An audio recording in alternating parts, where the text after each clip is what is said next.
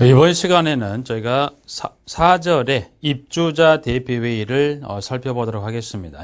의의는 한번 읽어보시고요. 다음 페이지에 입주자 대표회의 구성부터 질문을 정리하도록 하겠습니다. 일단 입주자 대표회의입니다. 그래서 입주자 대표회의입니다.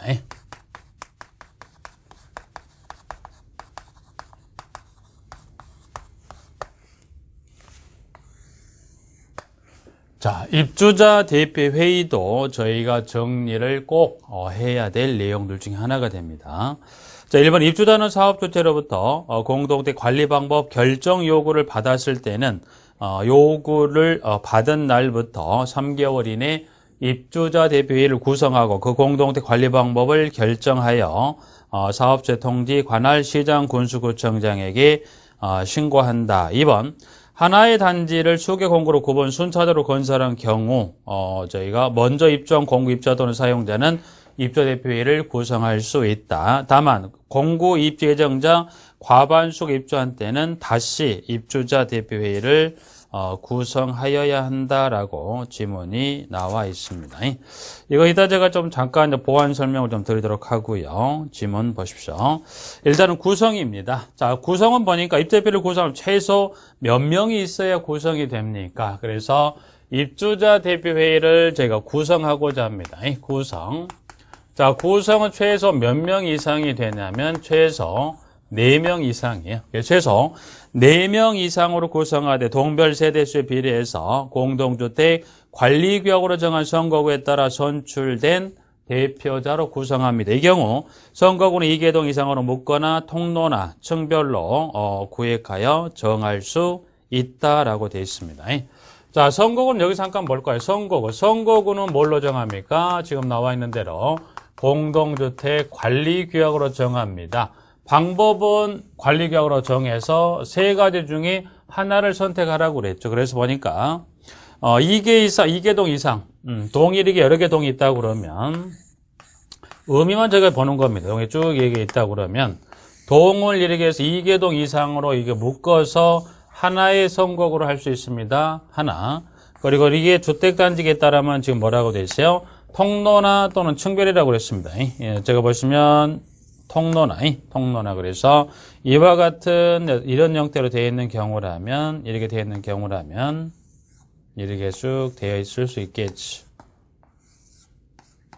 자, 예를 들어서 요 하나의 통로를 하나의 선곡을 할 수 있다. 아니면 이거를 2개 통로를 이렇게 묶어서 하나의 선곡을 하든 간에 이런 통로별로도 선곡을 정할 수도 있는 거고 아니면 층별입니다. 층별이겠죠. 그래서 이렇게 여러 개 층으로 이렇게 되어 있는 경우라면 이거를 이렇게 예를 들어서 2개 층마다 해서 이렇게 선곡으로 묶겠다. 그래서 2개동 이상을 묶거나 통로나 또는 이렇게 층별로 해서 셋 중에 어느 하나의 방법을 통하되 이때는 이 중에 어떤 것으로 할까요는 자치규범인 관리규약으로 정하세요라는 이야기입니다.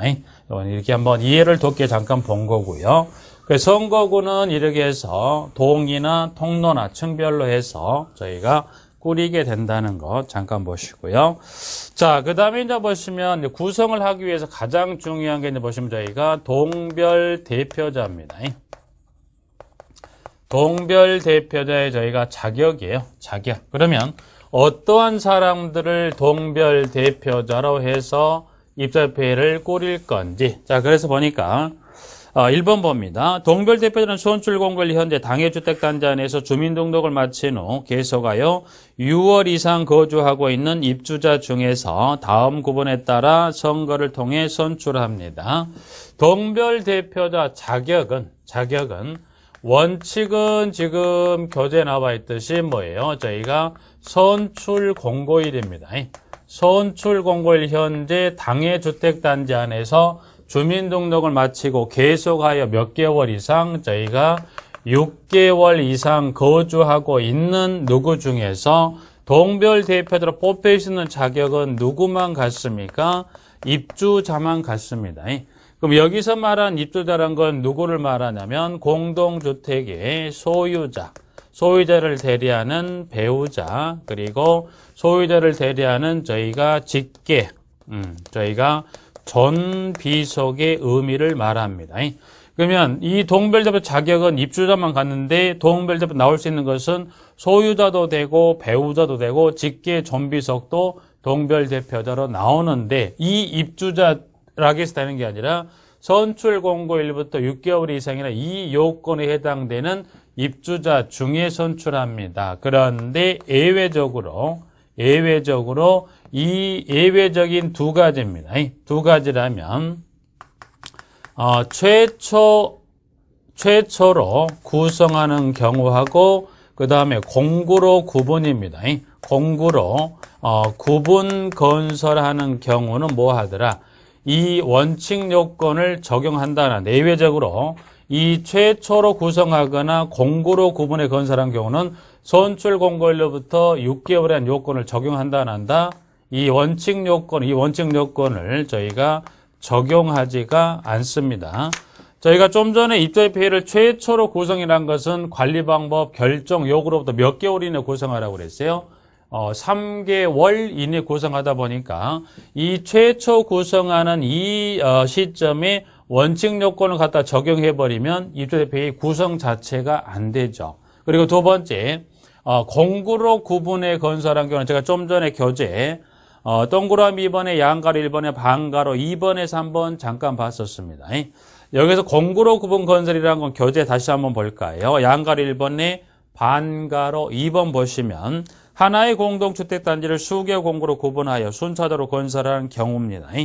자, 하나의 공동주택단지가 있습니다. 하나의 공동주택단지가 있는데 요 주택단지 규모가 커서 A라는 단지인데 규모가 크더라. 그래서 예를 들어서 여기 보시면 예를 들어서 5,000세대입니다.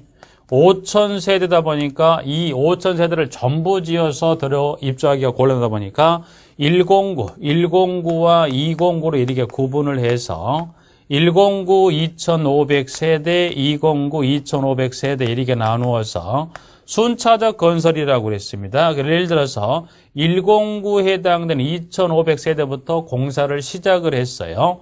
그리고 나서 2,500세대가 공사가 끝나서 입주 예정자 과반수가 들어오면 그때는 109로만 해서 입주자 대표회의를 이렇게 구성을 하겠죠. 이때 구성이 된 것은 어디 공고로만 구성이 되는 거예요?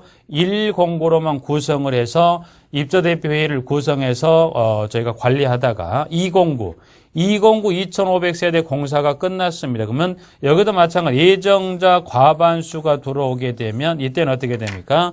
이 1공구와 2공구를 합쳐서 입주자 대표회의를 뭐 해줘야 돼요? 저희가 재구성을 하는데 이 재구성하는 경우에 있어서도 이 원칙 요건을 적용한다 안 한다? 안 합니다.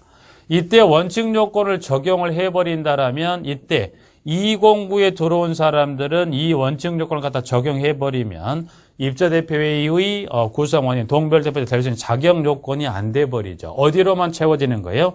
1공구로만 채워지다 보니까 크게 두 가지. 최초로 구성이 되는 경우하고요. 최초로 구성이 되는 경우하고 방금 설명드린 공구로 구분해 건설한 경우는 이 원칙 요건을 적용한다 안 한다? 안 합니다. 누구면 되는 거예요? 입주자면 된다는 겁니다. 이 요건 하나 좀 구분 정리를 하시고요. 자, 이렇게 이제 이 원칙의 내외에 따라 이제 보시면 선출을 하는데, 자, 동별 대표자를 선출합니다. 자, 저희가 이제 보시면 입 후보자가 그 선거구에 따라 입 후보자가 2명 이상이면, 다득표자를 선출하고요. 입 후보자가 1명인 경우는 입주자 등의 과반수가 투표하고 투표자 과반 찬성으로 선출합니다. 나와 있고 지금 동그라미 2번이 이 이야기입니다. 동그라미 2번이 나와 있는 최초 입대표를 구성하거나 공동주택단지를 순차적으로 건설한 경우에 먼저 구성한 입주자 대표회의를 다시 구성하기 위한 즉 이와 같이 재구성하기 위해서 동별 대표자를 선출한 경우에는 계속하여 즉 선출 공고일에서부터 6개월 이상의 요건을 적용한다 안 한다? 적용하지를 않습니다. 나와 있어요. 자, 그러면 이와 같은 원칙과 예외 규정이 정리했었는데 그러면 동별 대표자를 이와 같은 어떤 입주자 중에서 자격 요건을 갖췄다고 해서 바로